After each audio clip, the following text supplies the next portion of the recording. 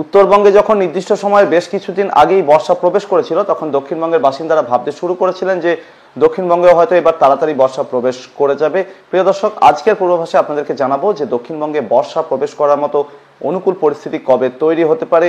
ইতিমধ্যে দক্ষিণবঙ্গে অতি গভীর নিম্নচাপের সৌজন্যে বৃষ্টির সম্ভাবনার কথা জানানো হলেও বাস্তবে কিন্তু সেরকম বৃষ্টি কোনোভাবেই হয়নি। ওয়েদার সিস্টেমটি বাংলাদেশের উপর দিয়ে উত্তর পূর্বের দিকে যাওয়ায় সেই এলাকাগুলোতে কিন্তু প্রচুর পরিমাণে বৃষ্টি হয়েছে। অন্যদিকে দক্ষিণবঙ্গে এই ওয়েদার সিস্টেমটি সরে যাওয়ার পর থেকে কিন্তু পূর্বাভাস মতোই পশ্চিমের দিক থেকে হাওয়া ঢুকতে শুরু করছে, পাল্লা দিয়ে বঙ্গোপসাগরের দিক থেকে আর্দ্রতার যোগান রয়েছে, ফলে গরমের দাপট কিন্তু পূর্বাভাস মতোই অনেকটা বেড়েছে। এবং এই মুহূর্তে আজ জুন মাসের 2 তারিখ, ভারতীয় সময় ঘড়িতে এখন সকাল 10টা 8 বাজে। আজকের পূর্বাভাসে আপনাদেরকে জানাবো আগামী কয়েকটা দিনের আবহাওয়াতে কোথায় কেমন পরিবর্তন আসতে চলেছে। প্রিয় দর্শক, আপনারা দেখছেন ওয়েদার উইথ শুভেন্দু। এই মুহূর্তে আজকে সোমবারে সর্বশেষ যে মনসুন প্রোগ্রেস রিপোর্ট আমার হাতে রয়েছে, সেখানে দেখা যাচ্ছে যে এখনো পর্যন্ত দক্ষিণ ভারতের সমস্ত রাজ্যে বর্ষা প্রবেশ করেছে এবং সেই সাথে মহারাষ্ট্রের একটা বড় এলাকা, বিশেষ করে দক্ষিণ ভাগের একটা বড় এলাকার সঙ্গে সঙ্গে ছত্তিশগড়, সেই সাথে ওড়িশার দক্ষিণ ভাগের কিছু জায়গাতে বর্ষা প্রবেশ করেছে। অন্যদিকে উত্তর পূর্বের পাহাড়ি রাজ্যগুলোর সব জায়গাতে, সিকিম থেকে শুরু করে অরুণাচল, আসাম, নাগাল্যান্ড, মণিপুর, মিজোরাম, মেঘালয়, ত্রিপুরা সব জায়গাতে কিন্তু বর্ষা প্রবেশ করেছে। বাংলাদেশের রাজশাহী ডিভিশনের সঙ্গে সঙ্গে রংপুর ডিভিশনের পশ্চিমাঞ্চলে কিছু এলাকা এবং সেই সাথে খুলনা ডিভিশনের বিভিন্ন এলাকা, এই এলাকাগুলোতে বর্ষা এখনো পর্যন্ত প্রবেশ করতে পারেনি। বাকি বাংলাদেশের বিভিন্ন এলাকাতে বর্ষা প্রবেশ করেছে। উত্তরবঙ্গের আলিপুরদুয়ার, কোচবিহার, দার্জিলিং, জলপাইগুড়ি, কালিম্পং এই জেলাগুলোতে বর্ষা প্রবেশ করেছে। তবে জলপাইগুড়ি জেলা দক্ষিণ ভাগে এখনো পর্যন্ত বর্ষা প্রবেশ করতে পারেনি। উত্তরবঙ্গের মালদা, 2 দিনাজপুরে বর্ষা প্রবেশ করতে পারেনি। তবে দক্ষিণ দিনাজপুরে কিছু জায়গাতে বর্ষা সামান্য একটু ছোঁয়া লেগেছে।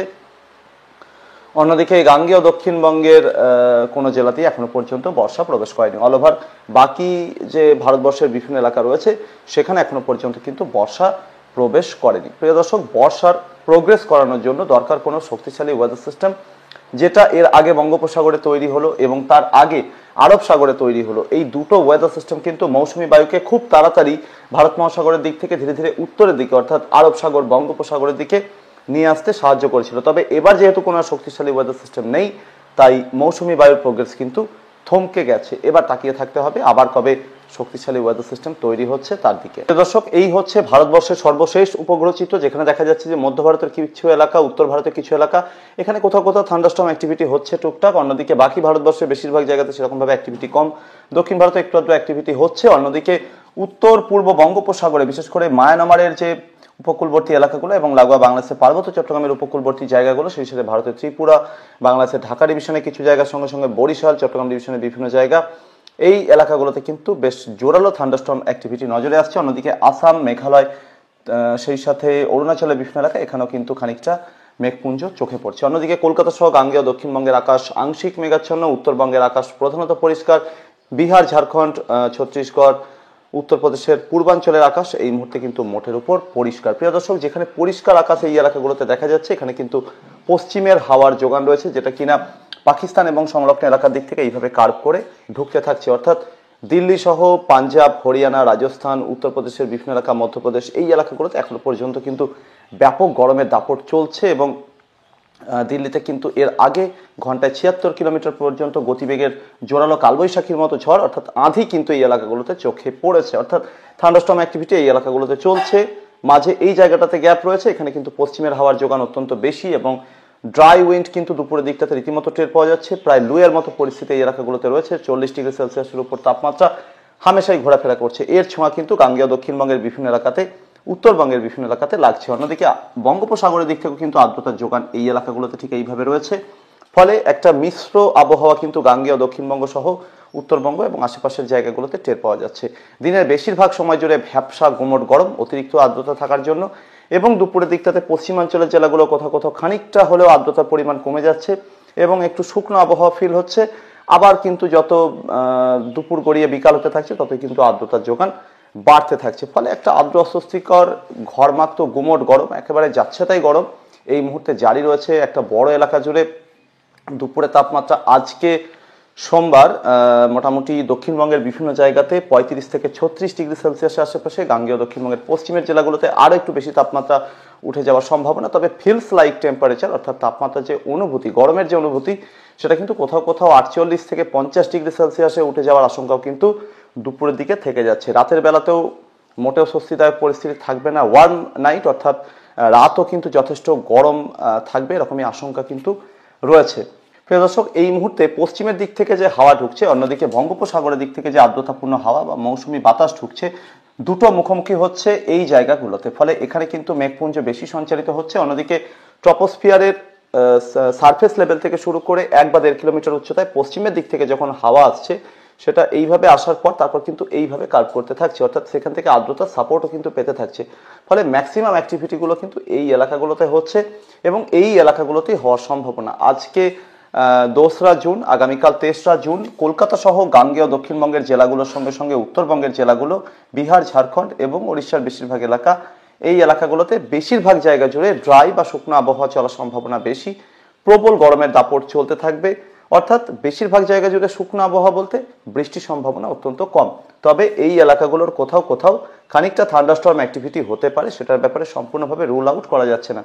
যেহেতু বাংলাদেশের দিকে আর্দ্রতার যোগান বেশি এবং এখানে ওয়েদার সিস্টেমটার প্রভাব, এখানে যেহেতু কার্ভ করতে থাকছে বাতাস এবং এই এলাকাগুলোতে একটা সার্কুলেশন রয়েছে, তো এর প্রভাব কিন্তু বাংলাদেশের পাশাপাশি বাংলাদেশ লাগোয়া যে জেলাগুলো রয়েছে পশ্চিমবঙ্গের, সেখানে খানিকটা প্রভাব পড়তে পারে। যেরকমটা গতকাল কলকাতা লাগোয়া যে উত্তর 24 পরগনা জেলা এবং এর আশেপাশের জায়গাগুলোতে বজ্রগর্ভ মেঘের কিন্তু সঞ্চার হয়েছিল এবং তা থেকে অ্যাক্টিভিটি হয়েছে। তো আজকেও কিন্তু মুর্শিদাবাদ, সেই সাথে নদিয়া, উত্তর 24 পরগনা, এই জেলাগুলোতে কিন্তু আজকে থান্ডারস্টর্ম অ্যাক্টিভিটির চান্সেস রয়েছে এবং মালদা জেলার কোথাও কোথাও, দক্ষিণ দিনাজপুরের কোথাও কোথাও খানিকটা অ্যাক্টিভিটির সম্ভাবনা সম্পূর্ণভাবে রুল আউট করা যাচ্ছে না। এই হলো আজকে এই দিকের পরিস্থিতি। অন্যদিকে বাংলাদেশের ঢাকা, সেই সাথে খুলনা, বরিশাল, চট্টগ্রাম ডিভিশন, ভারতের ত্রিপুরা, সেই সাথে বাংলাদেশের সিলেট, ময়মনসিংহ ডিভিশন, এই এলাকাগুলোতে ঝড় বৃষ্টির সম্ভাবনা অত্যন্ত বেশি। সেই সাথে আসামের শিলচর সহ আসামের বাকি জায়গাগুলোতে ঝড় বৃষ্টির সম্ভাবনা বেশ ভালোই রয়েছে। রংপুর ডিভিশনের দিকে ঝড় বৃষ্টির সম্ভাবনা তুলনামূলক কম, তবে সম্পূর্ণভাবে রুল আউট করা যাচ্ছে না। রাজশাহী ডিভিশনের সম্ভাবনা কিছুটা হলেও আছে। আর বাকি যে জায়গাগুলো রয়েছে এই আশেপাশের, যেরকম ওড়িশার দক্ষিণাঞ্চলের সঙ্গে সঙ্গে উত্তরপ্রদেশের বিভিন্ন এলাকা, ছত্তিশগড়, এই এলাকাগুলোতে অ্যাক্টিভিটি টুকটাক হতে পারে কোথাও কোথাও, অর্থাৎ বড়সড় সম্ভাবনা কিন্তু কম। প্রিয় দর্শক, জুনের 4 তারিখ অর্থাৎ আগামী পরশুদিন হতে হতে পরিস্থিতিতে সামান্য পরিবর্তন আসতে পারে।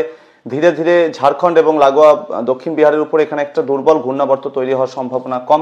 ফলে খানিকটা হলেও ময়েশ্চার এই দিকে যেতে থাকবে। ফলে এই এলাকাগুলোতে থান্ডারস্টর্ম অ্যাক্টিভিটির চান্সেস তৈরি হতে পারে। বিহার, ঝাড়খণ্ড এবং লাগোয়া ওড়িশার কিছু জায়গাতে তা ধীরে ধীরে গাঙ্গেয় দক্ষিণবঙ্গ, উত্তরবঙ্গের দিকে প্রবেশ করতে পারে।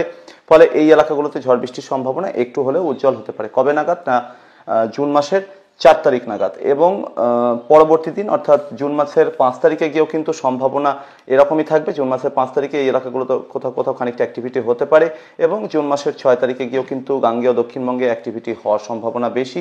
তবে সেটা দক্ষিণবঙ্গের দক্ষিণাঞ্চলে যে জেলাগুলো সমুদ্র তীরবর্তী, সেখানে সম্ভাবনা বেশি থাকছে। 2 24 পরগনা, হাওড়া, কলকাতা, পূর্ব পশ্চিম মেদিনীপুর, এই এলাকাগুলোর দিকে। এরপর আবারও কিন্তু ঝড় বৃষ্টির সম্ভাবনা কমে যাবে, অর্থাৎ মাঝে 4, 5, 6তে খানিকটা হলেও সম্ভাবনা থাকছে দক্ষিণবঙ্গ এবং লাগোয়া এলাকার জন্য। এরপর ধীরে ধীরে আবারও পশ্চিমের হাওয়ার গতি বাড়তে থাকবে। ফলে 7 তারিখ থেকে ঝড় বৃষ্টির সম্ভাবনা কমে যাবে। এরপর 8 তারিখেও কিন্তু পশ্চিমের হাওয়ার গতি থাকবে। ফলে রীতিমতো পাল্লা দিয়ে রোদের তেজ এবং গরম দুটোই টের পাওয়া যাবে। মাঝে মাঝে ভ্যাপসা গুমট ভাব চলে আসবে। জুন মাসের 8 তারিখেও গিয়েও কিন্তু এই একই পরিস্থিতি থাকবে এবং পশ্চিমের হাওয়ার যোগান থাকবে, ঝড় বৃষ্টির সম্ভাবনা থাকবে না বললেই চলে। জুন মাসের 9 তারিখে এবং পরবর্তীতে 10 তারিখেও কিন্তু এই রকমেরই আবহাওয়া থাকবে। তবে ধীরে ধীরে 10 বা 11 তারিখ থেকে একটু একটু করে আবহাওয়াতে পরিবর্তন আসবে।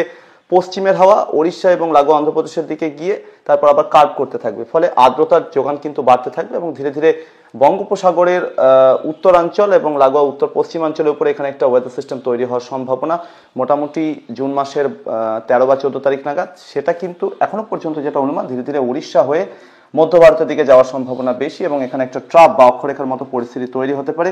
ফলে ম্যাক্সিমাম অ্যাক্টিভিটি ওড়িশা, সেই সাথে মধ্যপ্রদেশ, পরবর্তীতে গুজরাট, মহারাষ্ট্রের বিভিন্ন এলাকা, এই এলাকাগুলোতে চলবে। কলকাতা সহ গাঙ্গেয় দক্ষিণবঙ্গে মোটামুটি জুন মাসের 11 তারিখ থেকে বা 11 তারিখের পর থেকে ধীরে ধীরে বিক্ষিপ্তভাবে স্ক্যাটার থান্ডারস্টর্ম অ্যাক্টিভিটি শুরু হতে পারে এবং যদি ওয়েদার সিস্টেমটা কলকাতা সহ গাঙ্গেয় দক্ষিণবঙ্গের দিকে প্রবেশ করে তাহলে নিশ্চিতভাবেই গাঙ্গেয় দক্ষিণবঙ্গের কিছু জেলাতে বর্ষা প্রবেশ করতে পারে। সিস্টেমটি কতটা স্ট্রং হচ্ছে এবং কোন দিকে অগ্রসর হতে যাচ্ছে সেই সময়টাতে তার উপরে কিন্তু বর্ষা এগোনোর গতিবিধি নির্ভর করবে বলেই মনে হচ্ছে। আপাতত এই দীর্ঘ পিরিয়ডটাতে অর্থাৎ আজকে জুন মাসের 2 তারিখ থেকে শুরু করে অন্তত পক্ষে 11 তারিখের মধ্যে ঝড় বৃষ্টির আশা বেশিরভাগ জায়গা জুড়ে অত্যন্ত কম। মাঝে শুধুমাত্র 4, 5 এবং 6 তারিখে কোথাও কোথাও খানিকটা থান্ডারস্টর্ম অ্যাক্টিভিটি হতে পারে, তবে তা থেকে গরমের হাত থেকে কিন্তু সেভাবে নিস্তার মিলবে না, বরং উল্টোটা হতে পারে। ভ্যাপসা গুমট গরমের দাপট আরও বৃদ্ধি পেতে পারে এবং এই 11 তারিখ পর্যন্ত সময়ের মধ্যে কিন্তু প্রায় গরমের দাপট কিন্তু অব্যাহত থাকবে এবং এই সময়ের মধ্যে কিন্তু পূর্ব ভারতের দিকে অর্থাৎ এই এলাকাগুলোতে মৌসুমি বায়ুর অগ্রসর হওয়ার সম্ভাবনা সেভাবে নেই বললেই চলে। নতুন যে সম্ভাবনা বর্ষা অগ্রসর হওয়ার এই দিকটাতে অর্থাৎ গাঙ্গেয় দক্ষিণবঙ্গ এবং পার্শ্ববর্তী জায়গাগুলোতে সেটা কিন্তু অন্তত পক্ষে 13 বা 14 তারিখের পর প্রোগ্রেস হতে পারে বলেই মনে হচ্ছে। তো আপাতত এই ছিল আগামী কয়েকটি দিনে আবহাওয়ার সম্ভাব্য পরিস্থিতি। পরবর্তী আপডেট এবং লাইভে আবারও দেখা হবে। ধন্যবাদ।